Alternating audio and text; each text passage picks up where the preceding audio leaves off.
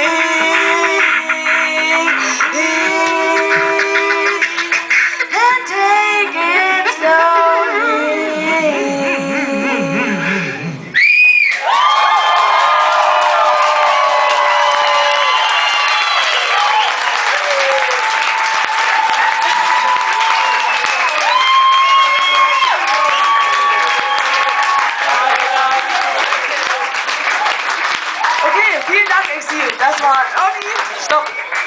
Ja, wer sich schon immer gefragt hat, wer von den beiden Ernie und wer Bert ist, Ernie Bert!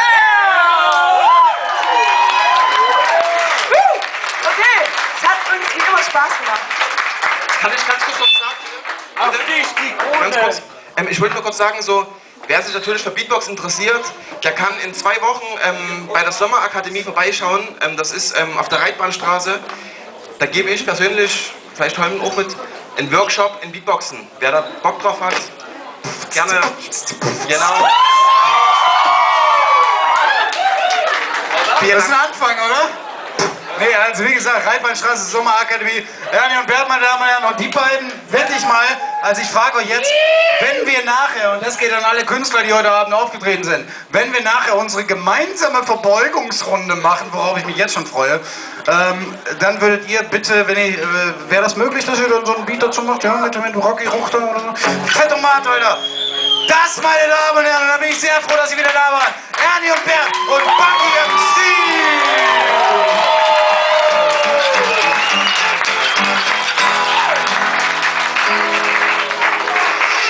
Außerdem, und da weiß ich jetzt schon drauf,